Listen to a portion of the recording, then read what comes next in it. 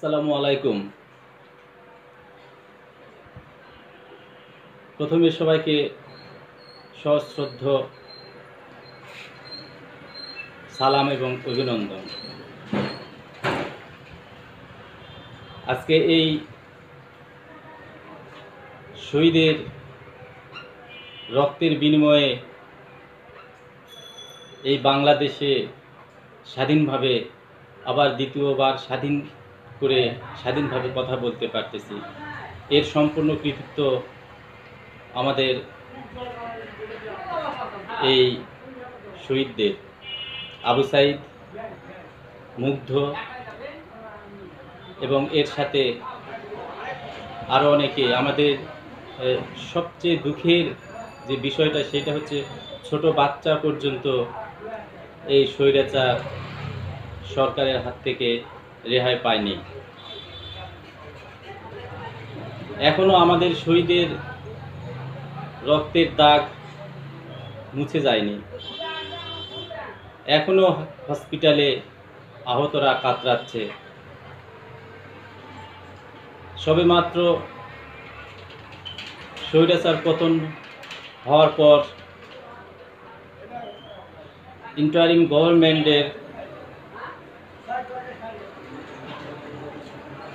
Government গঠিত হয়েছে। এর প্রধান উপদেষ্টা আমাদের শ্রদ্ধেয় নোবেল লাউরেট ডক্টর মোহাম্মদ ইউনূস। ইনি সারা বিশ্বে সুনাম কুড়িয়েছে। বিশ্ব বরেণ্য নেতা নেত্রীদের সাথে তার অনেক গভীর সম্পর্ক। সে অনেক শ্রদ্ধাভাজন আমাদের এই বিশ্বে। সবাই তাকে সম্মান দিয়ে কথা বলে। আমি আশা করব শিক্ষক হিসাবে উনি ভুল কাজ করবেন না। উনি সঠিক পদক্ষেপই নেবে। আমাদের সবাইকে সহযোগিতা করতে হবে। আমাদের এই দেশকে ধ্বংস করে দিয়ে গেছে। আমাদের এই প্রত্যেকটা সেক্টর ধ্বংসপ্রাপ্ত, একটা ধ্বংস স্তূপে পরিণত হয়ে গেছে। এখানে মেধাবীরা এখনো মেধার মূল্যায়ন পায় না। সন্ত্রাসীরা সবসময় লিডিং পর্যায়ে নেতৃত্ব দেয়। সন্ত্রাসীরা সবসময় আইন প্রণয়ন করে তাদের ইচ্ছা মতো। এক কথায় এই দেশটাকে 100 বছর পিছনে ফেলে দিয়েছে, ধ্বংসে রূপান্তরিত করেছে, অন্ধকার দিকে ঠেলে দিয়েছে। এখন এই দেশটাকে আমাদের সবাইকে নতুন করে সাজাতে হবে। এরই মধ্যে আমি একটা পয়েন্ট বলতে চাই। এই ইন্টারিম গভর্নমেন্টের স্বরাষ্ট্র প্রধান উপদেষ্টা অবসরপ্রাপ্ত সাখাওয়াত হোসেন, এই লোকটা আমি ভালো বলেই জানতাম। এই লোকটার ভিতরে যে এরকম একটা ষড়যন্ত্রমূলক বিষয় কাজ করবে, আসলে আমরা দেশবাসী বুঝিনি। এর বক্তব্যগুলো সংশ্লেষণ করলে দেখা যায় ভালোই বক্তব্য দেয়, কিন্তু তার যে অতীত ইতিহাস কালিমাযুক্ত। আমাদের বিএনপি নেত্রী বেগম খালেদা জিয়া তাকে যে মাফ করে, সে যখন চট্টগ্রামে ক্যান্টনমেন্টে ছিল তখন গম কেলেঙ্কারি না কি কেলেঙ্কারিতে তাকে সাসপেন্ড করা হয় না, তাকে আমাদের এই নেত্রী মাফ করে দেয়। এবং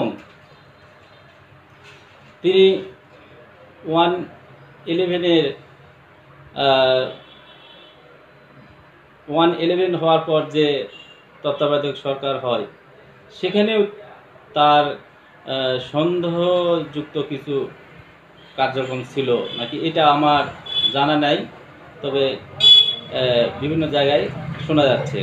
তবে আমি অতটুকু গভীরে যেতে চাই না। জাস্ট আমি বলতে চাই একটা কথা, যে আমাদের স্বরাষ্ট্রমন্ত্রী বা স্বরাষ্ট্র উপদেষ্টা বর্তমান অন্তর্বর্তীকালীন সরকারের, তিনি এত অবিবেচক হয় কি করে, এত অগোছালো কথা বলতে পারেন কি করে?